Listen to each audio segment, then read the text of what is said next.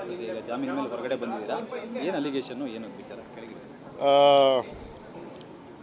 Allegation ಏನಂದರೆ, ನಾನು ಅವ್ರಿಗೆ ಫೋನ್ ಮಾಡಿ ತೊಂದರೆ ಮಾಡ್ತಾ ಇದ್ದೀನಂತೆ, ನಾನು ಅವ್ರಿಗೆ ಫೋನ್ ಮಾಡಿ ಕಿರುಕುಳ ಕೊಡ್ತಾ ಇದ್ದೀನಂತೆ ಅಂತ ಒಂದು ಅಲಿಗೇಷನ್ ಮಾಡಿದ್ದಾರೆ. ಅದ್ರ ಜೊತೆಗೆ ಅವರು ಯಾರು ಇವಾಗ ಒಂದು ಫ್ರೆಂಡ್ ಅಂತ ಇದ್ದಾರೆ, ಆ ಹುಡುಗನ ಮನೆಗೆ ಅವ್ರ ವೈಫ್ಗೆ ನಾನೇನೋ ಲೆಟರ್ಸು ಮತ್ತು ಪಿಕ್ಚರ್ಸು ಕಳಿಸಿದ್ದೀನಿ ಅಂತ ಒಂದು ಅಪವಾದನೆ ಮಾಡಿದ್ದಾರೆ. ನನಗೆ 2023ರಲ್ಲಿ ಮಾರ್ಚ್ 28ನೇ ತಾರೀಕು ಇವ್ರ ಪರಿಚಯ ಆಗಿದ್ದು. ಅದು ಹೆಂಗೆ ಪರಿಚಯ ಆಗಿದ್ದು ಅಂದರೆ, ನಮ್ಮದು south Asia advocates cricket tournament ಅಂತ ಏನು ಶ್ರೀಲಂಕಾನಲ್ಲಿ ನಡೀತು, ಆ ಟೂರ್ನಮೆಂಟ್ಗೆ ಇವರು ಇನಾಗ್ರಲ್ ಫಂಕ್ಷನ್ಗೆ ಸ್ಟೇಜ್ ಪರ್ಫಾರ್ಮೆನ್ಸ್ ಮಾಡೋಕ್ಕೆ ಇವರು ಸಹ ಒಂದಷ್ಟು ನಟಿಯರು ಬಂದಿದ್ದರು. ಆವತ್ತು ಪರಿಚಯ ಆಗಿದ್ದು. ಅನಂತರ ನನಗೆ ಸ್ವಲ್ಪ ಹತ್ತಿರ ಆದರು ಅವರು. ನನಗೆ ಅಲ್ಲ, ನನ್ನ ಫ್ರೆಂಡ್ ಸರ್ಕಲ್ ಎಲ್ಲರಿಗೂ ಹತ್ತಿರ ಆದರು, ಮತ್ತು ನನ್ನ ಕಸಿನ್ಸ್ಗೂ ಹತ್ತಿರ ಆದರು, ನನ್ನ ಚೈಲ್ಡ್ಹುಡ್ ಫ್ರೆಂಡ್ಸ್ಗೂ ಹತ್ತಿರ ಆದರು. ಆನಂತರ ನಮ್ಮದು ಒಂದು ಲಿವ್ ಇನ್ ರಿಲೇಷನ್ಶಿಪ್ ಸ್ಟಾರ್ಟ್ ಆಯಿತು. ಆ ರಿಲೇಷನ್ಶಿಪ್ ಸ್ಟಾರ್ಟ್ ಆದಮೇಲೆ ಅಕ್ಟೋಬರ್ 10th 2023ನಲ್ಲಿ ನಾನು ಸ್ವಲ್ಪ ಯಾವುದೋ ಒಂದು ಬಿಸ್ನೆಸ್ ಟೆನ್ಷನಲ್ಲಿ ಇದ್ದಾಗ she got diverted to somebody else. ಅದನ್ನು ನನಗೆ ತಿಳುವಳಿಕೆ ಬಂದಿದ್ದು ಇವರು ಮಸೈಮಾರ ಮತ್ತು ಟ್ಯಾನ್ಜಾನಿಯಾ ಟ್ರಿಪ್ ಹೋದಾಗ ಆ ಹುಡುಗನ ಜೊತೆ ಕಾನ್ಸ್ಟೆಂಟಾಗಿ ಟಚ್ಚಲ್ಲಿದ್ದಾರೆ, ಮತ್ತು ಕಾನ್ಸ್ಟೆಂಟಾಗಿ ಮಾತಾಡ್ತಾ ಇದ್ದಾರೆ, ಮತ್ತು ಕಾನ್ಸ್ಟೆಂಟಾಗಿ ಆ ಹುಡುಗ ಮನೆಗೆ ಬಂದು ಹೋಗ್ತಾ ಇದ್ದಾನೆ ಅಂತ ಕೇಳ್ಪಟ್ಟೆ. ಅದನ್ನು ಕೇಳಿದ್ದಕ್ಕೆ ನಾನು ನನ್ನನ್ನು ದೂರ, ಅಂದರೆ literally I am not answerable to anybody ಅನ್ನೋ ಥರ ಒಂದು ಸ್ಟೇಟ್ಮೆಂಟ್ ಕೊಟ್ಟು ವಿ ಪಾರ್ಟೆಡ್ ವೇಸ್. ಅಂದರೆ ನಾವಿಬ್ಬರು ದೂರ ಆದ್ವಿ. ದೂರ ಆದ ನಂತರ 2024ರಲ್ಲಿ ನಾನು ಅವ್ರ ಪಿಕ್ಚರ್ಸ್ನ ರಾಂಗ್ ಆಗಿ ಪೊಟ್ರೆ ಮಾಡ್ತಾ ಇದ್ದೀನಿ ಅಂತೇಳಿ ನನ್ನ ಮೇಲೆ ಒಂದು ಅಪವಾದ ಮಾಡಿದರು. ಅವ್ರ ಪಿಕ್ಚರ್ಸ್ನ ನಾನು ರಾಂಗ್ ಆಗಿ ಪೊಟ್ರೆ ಮಾಡೋದಕ್ಕೆ ಅಲ್ಲಿ ಪಿಕ್ಚರ್ಸ್ ಯಾವುದೂ ರಾಂಗೇ ಇರಲಿಲ್ಲ. ಫಸ್ಟ್ ಆಫ್ ಆಲ್, ಅದು ನಾವು ಫ್ರೆಂಡ್ಸ್ ಆಗಿದ್ದಾಗ, ನಾವು ರಿಲೇಷನ್ಶಿಪ್ಪಲ್ಲಿ ಇದ್ದಾಗ ತೊಗೊಂಡಿರುವಂಥ ಪಿಕ್ಚರ್ಸು.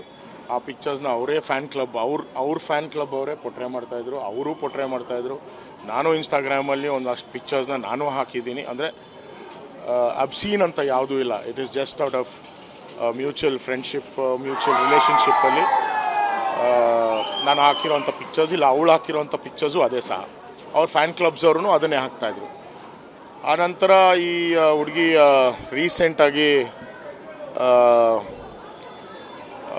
ಈ ಅಪವಾದನೆ ಏನಂದರೆ, ನಾನು ಅವ್ರ ಮನೆಗೆ ಮತ್ತು ಅವ್ರ ಫ್ರೆಂಡ್ ಅವ್ರ ವೈಫ್ಗೆ ಮತ್ತು ಅವ್ರ ಮನೆ ಓನರ್ಗೆ ನಾನೇನೋ ಲೆಟರ್ಸ್ ಕಳಿಸಿದ್ದೀನಿ ಮತ್ತು ಫೋಟೋಸ್ ಶೇರ್ ಮಾಡಿದ್ದೀನಿ ಅಂತ ಒಂದು ಅಪವಾದನೆ ಮಾಡಿ, ಅದು ಅಪವಾದನೆಯಲ್ಲಿ ನಾನು ಮಾಡಿರಬಹುದು ಅಂತ ಒಂದು ಮಾತು ಹೇಳಿ ಅದನ್ನು RR ನಗರ್ ಪೊಲೀಸ್ ಸ್ಟೇಷನ್ಗೆ ರೆಫರ್ ಮಾಡಿದರು. RR ನಗರ್ ಪೊಲೀಸ್ ಸ್ಟೇಷನ್ ಅವ್ರಿಗೆ ನನಗೊಂದು ನೋಟಿಸ್ ಕೊಟ್ಟರು.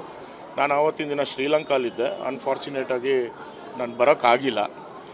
ಸೊ ನಾನು ಇನ್ಫ್ಯಾಕ್ಟ್ ಫೋನಲ್ಲಿ ಅವ್ರಿಗೆ ಹೇಳಿದೆ, ನಾನು ಶ್ರೀಲಂಕಾಲಿದ್ದೀನಿ, ಬಂದಿದ್ದ ತಕ್ಷಣ ಬಂದು ನಿಮ್ಗೆ ಸ್ಟೇಟ್ಮೆಂಟ್ ಕೊಡ್ತೀನಿ ಅಂತ. ಸೊ ಇವತ್ತು ಆ್ಯಕ್ಚುಲಿ ನಾನು ಶ್ರೀಲಂಕಾನಲ್ಲಿ ನಮ್ಮದು all India advocates cricket tournament ಅಂತ ನಡೀತಾ ಇದೆ. ಇವಾಗ ಪ್ರಾರಂಭ ಆಗುತ್ತೆ ಡಿಸೆಂಬರಲ್ಲಿ. ಸೊ ಅದಕ್ಕೆ ನಾನು ಪ್ರಿಪ್ರೇಷನ್ಸಲ್ಲಿ ಅಲ್ಲಿದ್ದೆ. ಸೊ ಇವತ್ತು ನಾನು ಆ್ಯಕ್ಚುಲಿ ಬಂದಿದ್ದು RR ನಗರ್ ಸ್ಟೇಷನ್ಗೆ ಹೋಗಿ ಸ್ಟೇಟ್ಮೆಂಟ್ ಕೊಡೋಣ ಅಂತ.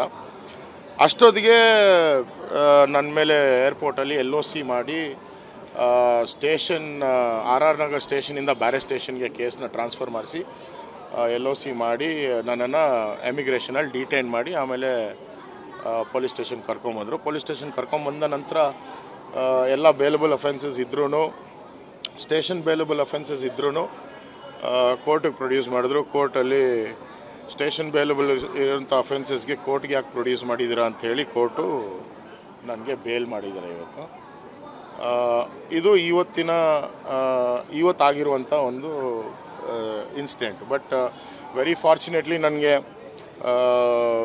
DCP ಸಾಹೇಬರಾಗಲಿ, ಇಲ್ಲ ACP ಸಾಹೇಬರಾಗಲಿ, ಇಲ್ಲ ಸರ್ಕಲ್ ಇನ್ಸ್ಪೆಕ್ಟರ್ ಸಾಹೇಬರಾಗಲಿ ಎಲ್ಲರೂ ತುಂಬ ಕೋಆಪ್ರೇಟಿವ್ ಆಗಿ ನನ್ನ ಸೈಡ್ ಆಫ್ ದ ಸ್ಟೋರಿ ಸಹ ಕೇಳಿ